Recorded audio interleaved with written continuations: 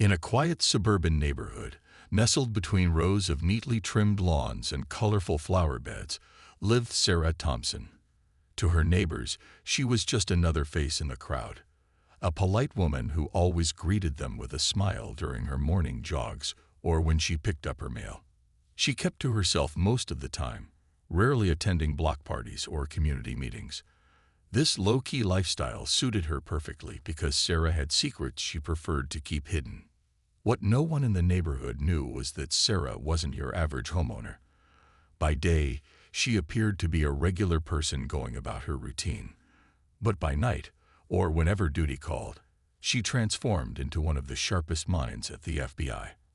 As a cybersecurity expert, Sarah spent her days tracking hackers, dismantling cybercriminal networks, and protecting sensitive government data from falling into the wrong hands. Her job required precision, focus, and absolute secrecy. So while her neighbors assumed she worked some boring office job, Sarah was actually safeguarding national security. Her house looked ordinary enough from the outside. Beige siding, a white picket fence, and potted plants lining the porch. But inside, it was anything but typical. Instead of family photos or decorative knickknacks, Sarah's walls were lined with monitors displaying complex algorithms, encrypted messages, and real-time threat maps. Her desk was cluttered with gadgets, cables, and notebooks filled with scribbled code. Even her coffee table doubled as a workspace where she often spread out documents related to ongoing cases. Despite her demanding career, Sarah tried hard to blend in with her surroundings. She maintained her lawn, followed the HOA guidelines most of the time, and avoided drawing attention to herself. However, this became increasingly difficult as tensions within the neighborhood started to rise. The Homeowners Association, led by its zealous president Greg Morrison, had been cracking down on even the smallest infractions. Whether it was a mailbox painted the wrong shade of blue or a car parked slightly over the curb, Greg made sure everyone fell in line. At first, Sarah brushed off the HOA's strict rules as harmless nitpicking. But things took a turn when Greg sent her a formal letter complaining about the small satellite dish she'd installed on her roof. The dish was essential for her work. Without it, her internet connection would lag, making it nearly impossible to perform her duties effectively. When Sarah explained this to Greg, hoping he'd understand the importance of her situation, he simply shrugged it off. "Rules are rules," he said firmly, leaving her little room to negotiate. Frustrated but determined to avoid conflict, Sarah decided to remove the dish and switch to underground fiber optics instead. It cost her extra money and effort, but she figured it was worth it to keep the peace. Little did she know, this compromise wouldn't be enough to satisfy Greg or prevent trouble from finding its way to her doorstep. Unbeknownst to Sarah, her decision to stay quiet and play along with the HOA's demands was about to lead to something far more serious than a simple disagreement over satellite dishes. And soon, the calm facade of her suburban life would shatter completely. The tension between Sarah and the HOA began to simmer after the satellite dish incident. Greg Morrison, the self-appointed enforcer of perfection in the neighborhood, had made it clear that he wasn't going to bend the rules for anyone, not even someone like Sarah, who tried her best to explain the necessity of her actions. But Greg's stubbornness didn't end there. If anything, it only grew stronger, fueled by his belief that maintaining order in the community was his personal mission. Greg was a man obsessed with control. He patrolled the streets every evening, clipboard in hand, jotting down notes about overgrown hedges, cars parked too close to fire hydrants, or holiday decorations left up past their expiration date. To him, these minor infractions were signs of chaos creeping into his otherwise pristine domain. His neighbors tolerated him because they didn't want to deal with the hassle of arguing. But deep down, many found his behavior exhausting. Some even whispered behind his back, calling him names like Dictator Greg or the Rule Nazi. Still, no one dared challenge him, except perhaps Sarah. When Sarah switched to underground fiber optics, she thought the issue was resolved. After all, she'd gone out of her way to comply with Greg's demands, spending both time and money to ensure her setup met HOA standards. But Greg seemed unsatisfied. A few weeks later, another letter appeared in her mailbox. This time, it wasn't about the satellite dish. It was about her new equipment box mounted on the side of her house. Apparently, its color clashed with the exterior paint, which violated yet another obscure guideline buried deep within the HOA handbook. Sarah sighed as she read the letter. She couldn't believe this was happening again. The equipment box was essential for her internet connection, and repainting it would void the warranty. Besides, who would even notice such a small detail unless they were actively looking for problems? Frustrated but unwilling to escalate the situation further, Sarah decided to write back. In her response, she politely explained that the box was critical for her work and asked if they could find a compromise. She avoided mentioning her job at the FBI, knowing it might come across as intimidating or worse, unbelievable. But Greg wasn't interested in compromises. When Sarah's reply arrived, he barely glanced at it before tossing it aside. To him, rules were absolute, and exceptions set dangerous precedents. Determined to assert his authority, he drafted yet another sternly worded letter, reminding Sarah of the consequences of noncompliance: fines, legal action, and even potential expulsion from the neighborhood. It was an empty threat, of course. The HOA couldn't legally kick her out, but Greg hoped it would scare her into submission. As the days passed, Sarah began to feel a growing sense of unease. Something about Greg's relentless pursuit of perfection felt off. Was he really just enforcing the rules, or was there something more personal driving his vendetta against her? She noticed subtle changes in his behavior during their rare encounters. His polite smiles now seemed forced, his greetings clipped and cold. Once, while walking her dog, she spotted him staring at her house from across the street, scribbling furiously in his notebook. It sent a chill down her spine.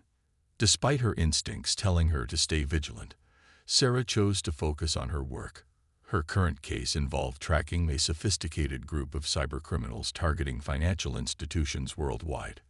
Every second counted, and she couldn't afford distractions. Yet, no matter how hard she tried to ignore Greg's antics, she couldn't shake the feeling that trouble was brewing. And sooner or later, it would come knocking at her door. It was a quiet evening, and Sarah was deep into her work. Her fingers flew across the keyboard as she traced the digital footprints of an international hacking group.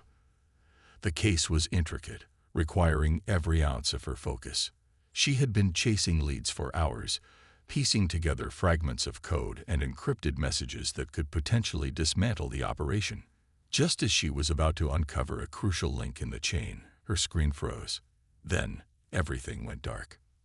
At first, Sarah thought it might be a temporary glitch, a brief outage, or perhaps an issue with her computer. But when she checked her router and found no blinking lights indicating activity, she realized the problem was far more serious. Her internet connection wasn't just down. It had been severed completely. Panic bubbled up inside her. For most people, losing Wi-Fi might mean inconvenience, but for Sarah, it was a disaster. Without a stable connection, she couldn't access secure servers, communicate with her team, or monitor ongoing threats. Every second offline put her investigation and national security at risk. Determined to get to the bottom of the outage, Sarah grabbed her phone and called her internet service provider. After explaining the situation, the technician on the other end promised to check their systems. A few minutes later, he returned with unsettling news. Someone had tampered with her fiber optic line. The damage wasn't accidental. It was deliberate. Whoever had done it knew exactly what they were targeting. Sarah's stomach churned as she processed this information. Someone had intentionally cut her lifeline to the outside world. Her mind raced through possibilities. Who would do something like this? And why? Was it random vandalism, or was it personal? As much as she tried to stay calm, one name kept surfacing in her thoughts. Greg Morrison. He'd been relentless in his campaign against her, sending letter after letter filled with thinly veiled threats. Could he have taken things too far? It seemed impossible, Greg was just an overzealous HOA president, not a criminal mastermind. But Sarah couldn't ignore the timing. To confirm her suspicions, Sarah reviewed the footage from her home security cameras. She always kept them running, not because she expected trouble, but because her job required constant vigilance. Scrolling back to earlier that day, she watched the recordings frame by frame. At around 2:30 a.m., long after everyone else in the neighborhood had gone to bed, a shadowy figure appeared near her yard. The camera caught him sneaking along the side of her house, carrying what looked like wire cutters. When the figure stepped into the light, Sarah's heart sank. It was Greg. The evidence was undeniable. Greg hadn't just sent passive-aggressive letters or complained about minor infractions. He had crossed a line.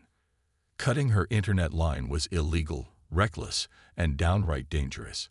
Sarah felt a mix of anger and disbelief. How could someone so obsessed with rules and order justify such blatant lawbreaking? More importantly, what was she going to do about it? Reporting him to the authorities was an option, but Sarah knew she had the skills to handle this herself. As she sat there staring at the footage, a plan began forming in her mind. This wasn't just about revenge. It was about teaching Greg a lesson he wouldn't soon forget. With the security footage in hand, Sarah felt a surge of determination. She had spent years honing her skills as an FBI agent, and now it was time to put them to use, not just for justice, but also for self-preservation. Greg's actions weren't just petty. They were reckless and illegal, putting her work, and potentially lives, at risk. But instead of immediately calling the police or escalating things publicly, Sarah decided to take matters into her own hands. This wasn't about revenge. It was about making sure Greg understood the gravity of what he'd done. The first step was gathering more evidence. Sarah knew that one video clip might not be enough to fully expose Greg's behavior, so she dug deeper. Using her expertise, she accessed neighborhood traffic cameras and cross-referenced timestamps with other reported incidents involving Greg. It didn't take long for patterns to emerge. Over the past year, several neighbors had complained about mysterious damages to their property: broken sprinklers, flattened garden decorations, and even slashed tires. At the time, no one suspected Greg because these incidents happened late at night when most people were asleep. But Sarah noticed something telling. Each incident occurred shortly after the homeowner received a warning letter from the HOA. Armed with this new information, Sarah began piecing together a profile of Greg Morrison. He wasn't just a stickler for rules. He was someone who thrived on power and control. When his authority was challenged, he lashed out in ways that skirted the edge of legality. Cutting her internet line wasn't an isolated act of frustration. It was part of a pattern of intimidation designed to keep everyone in line. The realization made Sarah's blood boil, but she forced herself to stay calm and focused. Emotions wouldn't solve this problem. Strategy would. As she compiled her findings, Sarah debated how best to confront Greg. She could go straight to the authorities, presenting all the evidence she'd gathered. Local law enforcement would likely investigate, and Greg could face charges for vandalism and harassment. But something about that approach felt unsatisfying. For one thing, it would draw unwanted attention to her life, possibly exposing her career as an FBI agent. More importantly, turning Greg over to the police wouldn't guarantee he'd learn his lesson. If anything, it might make him defensive and resistant to change. Instead, Sarah opted for a different tactic: a direct confrontation. She wanted Greg to see firsthand who he was dealing with and understand exactly why his actions were so dangerous. After all, if he thought she was just another ordinary neighbor, then revealing her true identity might shake him to his core. With that plan in mind, Sarah sent Greg a polite but firm email inviting him to meet at her house the following evening under the guise of discussing the misunderstanding about her internet line. She kept the tone neutral, careful not to tip him off about what awaited him. That night, Sarah prepared meticulously. She printed copies of the surveillance footage showing Greg cutting her fiber optic line, along with documents detailing the other incidents linked to him. She also pulled up live updates from one of her ongoing FBI investigations, a high-profile case involving international cybercriminals, to demonstrate the kind of work she did daily. Satisfied with her preparations, she set everything up in her living room, ensuring the space looked professional yet intimidating. When the doorbell rang the next evening, Sarah took a deep breath before opening the door. There stood Greg, looking smug and self-assured, as though he expected her to grovel for forgiveness. Little did he know, he was walking into a trap, one that would leave him questioning every decision he'd ever made. As she ushered him inside, Sarah couldn't help but feel a flicker of satisfaction. The game was about to change, and Greg had no idea what was coming. Greg stepped into Sarah's living room, his usual air of superiority intact.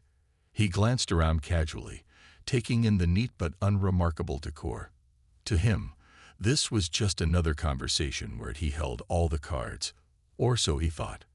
As Sarah gestured for him to sit on the couch, Greg leaned back confidently, crossing one leg over the other.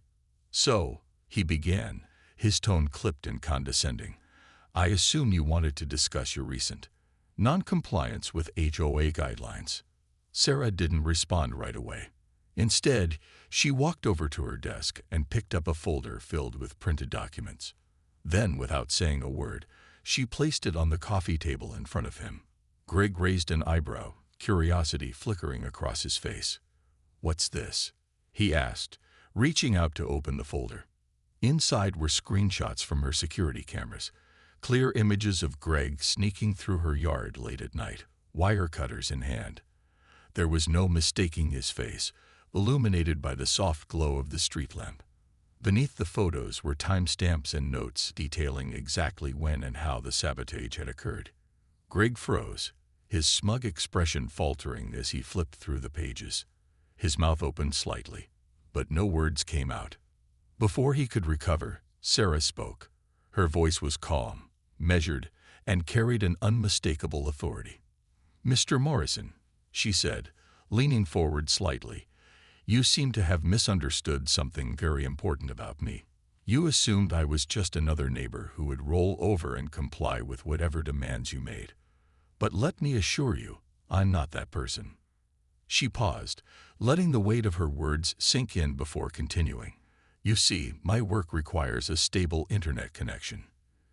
It's not optional, it's essential. And when you decided to take matters into your own hands, you weren't just inconveniencing me. You were interfering with something far bigger than either of us." With that, she turned her laptop toward him, revealing a live dashboard tracking cyber threats around the world. Red alerts blinked across the screen, highlighting ongoing attacks targeting banks, hospitals, and government systems. Greg stared at the display, confusion mixing with growing unease. "What is this?" he stammered, his earlier confidence crumbling. "This," Sarah replied coolly, "is what I do for a living. I'm a senior cybersecurity expert for the FBI. My job is to stop people like those hackers from causing chaos. Without my internet, I can't do my job. And last night, thanks to you, I was offline during a critical operation." The color drained from Greg's face as the implications hit him. For the first time, he realized the magnitude of his actions. Cutting someone's Wi-Fi line wasn't just a minor act of vandalism, it was reckless endangerment. If anything had gone wrong because of his interference, the consequences could have been catastrophic. But Sarah wasn't done yet. She pulled up another document on her laptop, a list of past incidents in the neighborhood linked to Greg's behavior. Broken sprinklers, damaged property, slashed tires, all tie back to him through timestamps and witness accounts. "It seems this isn't the first time you've crossed the line," she said pointedly. "And if I were inclined, I could make sure everyone knows exactly who's behind these mysterious damages." By now, Greg looked like a man caught in headlights. He shifted uncomfortably in his seat, sweat forming on his forehead. "Look," he muttered, his voice trembling. "I didn't mean any harm. I was just trying to enforce the rules." "Rules don't give you the right to break laws," Sarah interrupted sharply. Do you understand what happens when someone tampers with federal investigations or sabotages equipment used by law enforcement? Let's just say it involves lawyers, courtrooms, and possibly handcuffs. Greg swallowed hard, his earlier bravado completely gone. "Please," he pleaded, his voice barely above a whisper. "I'll fix everything. Just don't report me." Sarah studied him for a moment, weighing her options. She could turn him in. There was more than enough evidence to ensure he faced serious consequences. But part of her knew that humiliating him might be punishment enough. After a long pause, she nodded slowly. "All right," she said, her tone firm but controlled. "Here's what's going to happen. First, you're going to pay for all the damages you caused. Not just mine, but everyone else's too. Second, you're stepping down as HOA president, effective immediately. And finally, you're going to rewrite the HOA guidelines to focus less on nitpicking and more on fostering a sense of community." Greg nodded frantically, agreeing to every condition. As he stood to leave, visibly shaken, Sarah added one last warning. "If I ever catch you crossing the line again, there won't be a second chance. Understand?" The next morning, whispers began to ripple through the neighborhood. Greg Morrison, once the self-proclaimed enforcer of perfection, was nowhere to be seen. His absence at the weekly HOA meeting raised eyebrows, especially when a hastily written resignation letter appeared in everyone's mailboxes. In it, Greg apologized for his overzealousness and announced that he was stepping down as president immediately. He promised to reimburse homeowners for damages caused by misunderstandings and even hinted at revising the HOA guidelines to make them fairer and less restrictive. At first, neighbors were skeptical. Greg had always been so adamant about enforcing rules. Why the sudden change of heart? Speculation ran wild. Some thought he'd finally snapped under the pressure of managing the HOA. Others joked that aliens must have abducted him.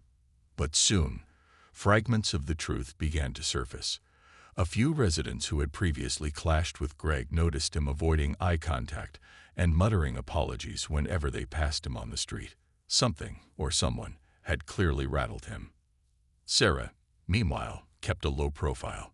She didn't brag about her role in Greg's downfall, nor did she confirm the rumors swirling around the neighborhood. Still, it was hard to ignore the subtle signs. When Greg accidentally bumped into her while walking his dog, he practically jumped out of his skin, stammering an awkward apology before scurrying away. His nervous behavior only fueled the gossip mill, and before long, people started piecing things together. One afternoon, during a casual chat over coffee, Sarah's neighbor Linda casually asked, "Did you hear what happened with Greg? I heard he got into some kind of trouble." Sarah simply smiled and shrugged, neither confirming nor denying anything. "Maybe he realized he needed to lighten up," she replied vaguely, sipping her tea. Linda chuckled, shaking her head. "Well, whatever it was, good riddance. That man was driving us all crazy." As word spread about Greg's resignation, the atmosphere in the neighborhood began to shift. For years, residents had tiptoed around the HOA's strict rules, afraid of earning Greg's wrath. Now, with him out of the picture, they felt free to breathe again. People started loosening up, painting their front doors bold colors, planting flowers outside the designated zones, and hosting small gatherings without worrying about noise complaints. The once tense community slowly transformed into something warmer and more welcoming. Behind the scenes, Sarah quietly ensured that Greg followed through on his promises. True to his word, he reimbursed her for the cost of repairing her fiber optic line and compensated other neighbors whose property he'd damaged. More importantly, he worked with a committee of volunteers to rewrite the HOA guidelines, focusing on practicality and inclusivity rather than rigid enforcement. While the process took time, the results spoke for themselves. Fewer disputes, happier residents, and a stronger sense of camaraderie. For Sarah, life returned to its usual rhythm. She resumed her work with renewed focus, knowing she wouldn't have to deal with late-night sabotage attempts or passive-aggressive letters. Yet she couldn't help but feel a quiet sense of satisfaction. By standing up to Greg, not just for herself, but for her neighbors, she had sparked a positive change in the community. And though she never sought recognition, there were moments when she caught glimpses of gratitude in the smiles and waves of those around her. Even Greg seemed different. Once brash and domineering, he now walked with his head down, avoiding confrontation at all costs. Occasionally, he'd stop by Sarah's house to drop off a check or deliver updates on the revised HOA policies. Each time, he'd offer a sheepish smile and a mumbled thank you before hurrying away. It was clear he hadn't forgotten their encounter, and likely never would. In the end, Sarah's actions had done more than teach Greg a lesson. They had reminded everyone in the neighborhood of an important truth. Respect and cooperation mattered far more than arbitrary rules. And while Sarah continued to keep her career under wraps, there was no denying the impact she'd made, not as an FBI agent, but as a neighbor who refused to back down when it truly counted. Life in the neighborhood slowly settled into a new rhythm, one that felt lighter and more harmonious than before. Without Greg's iron grip on the HOA, residents found themselves enjoying a newfound freedom. The once dreaded letters about minor infractions stopped arriving, replaced by friendly reminders and open discussions during community meetings. Neighbors who had previously kept to themselves began chatting over fences, sharing gardening tips, or organizing weekend barbecues. It was as if a weight had been lifted, allowing everyone to breathe easier. Sarah noticed the change too, though she remained as low-key as ever. Her mornings were spent jogging along the tree-lined streets, waving at familiar faces who now greeted her with genuine warmth instead of polite nods. Occasionally, someone would thank her for standing up to Greg, though they didn't know the full story. Sarah always responded with a modest smile, brushing off the praise. "Just glad things are better now," she'd say, leaving it at that. She preferred to let people draw their own conclusions rather than reveal her role in what had happened.